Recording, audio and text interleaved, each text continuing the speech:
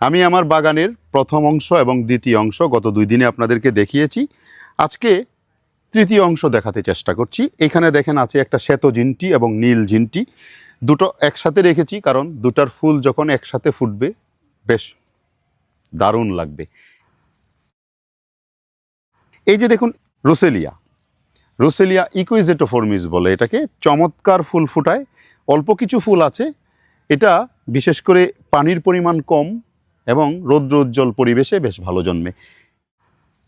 এখানে একটা কাঠের গোড়া কেটে এটার মধ্যে একটা ফ্রেম দিয়ে এখানে বেশ কিছু রাসনা অথবা আমরা এটাকে ফক্সটেল বলি, সেই ফক্সটেল রোপণ করেছি।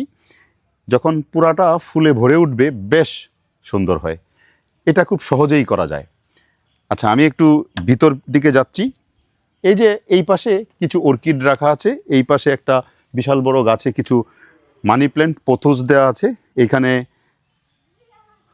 গন্ধরাজ আছে, স্পাইডার লিলি আছে, অগ্নিশ্বর আছে।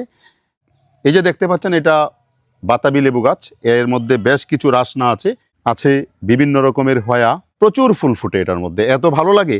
দেখুন আপনাদেরকে আরেকটা জিনিস দেখাই, এইখানে দেখুন একটা পরিত্যক্ত গাড়ির টায়ার, এটার মধ্যে আমি এইভাবে পা লাগিয়ে ঠিক করে নিয়েছি।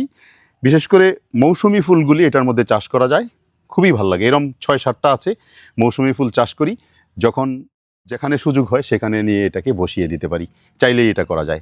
এটা পার্মানেন্ট থাকে না কখনো, বিভিন্ন সময় বিভিন্ন ফুল থাকে এটাতে। আর এই যে দেখুন, আমি যদি একটু এই পাশে যাই, এই যে এই পাশটাতে আমার এখানে একটা কার্পেটিং গ্রাস আছে, এখানে একটা রাস্তা আছে।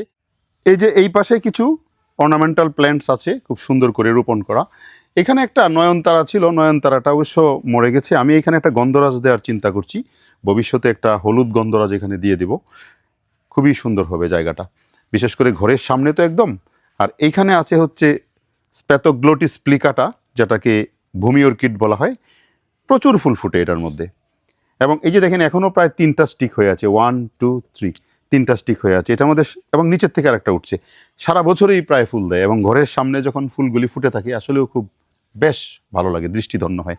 আর এই যে এইখানটায় আসি একটু, এই যে দেখুন এখানে একটা বিলম্ব গাছ আছে, এবারুয়া বিলম্বী। এটা বাড়িতে রাখা হয়েছে পারিবারিক চাহিদা মেটানোর জন্য। এখানে যা হয় তা আমরা সাধারণত খাবারে ব্যবহার করে থাকি। আমরা সাধারণত এটা বিভিন্ন রকমের ডাল রান্না করতে, বিভিন্ন রকমের চাটনি তৈরিতে ব্যবহার করি।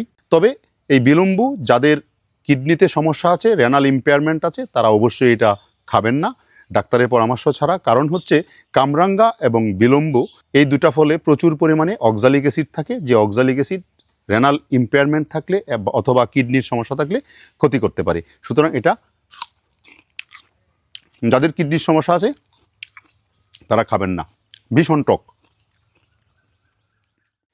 আমি যদি একটু ওই পাশটায় যাই, আমাদের বাগানের একদম পশ্চিম পাশটায়, এই যে দেখুন এখানে একটা জবা ফুলের গাছ আছে। জবা ফুলের ব্যাপারে আপনাদেরকে আগেও বলেছি, জবা একটা অত্যন্ত চমৎকার ফুল, বাড়িতে যদি থাকে সৌন্দর্য তো বৃদ্ধি করেই, সাথে সাথে জবা ফুল আপনাকে কি করবে, জবা ফুল ছিঁড়ে এটা কুচি কুচি করে কেটে পানিতে ভিজিয়ে যদি শরবত করে খান, পান করেন, তাহলে স্নিগ্ধকারক হিসাবে কাজ করবে। কুষ্ঠকাঠিন্য থাকলে কুষ্ঠকাঠিন্যতা যাবে, ত্বকের লাবণ্যতা ধরে রাখা যাবে এবং চুল পড়া কমবে, চুলের গোড়াকে মজবুত করে। বিশেষ করে এই জবা ফুলের গাছ আপনারা বাড়িতে রাখতে পারেন। এখানে একটা জবা গাছ আছে। এই হচ্ছে মোটামুটি আমার বাগানের তৃতীয় অংশটা আপনাদের দেখালাম, ছোট একটা অংশ দেখালাম। এর পরবর্তীতে আবারও নতুন কোনো অংশ দেখাতে চেষ্টা করব।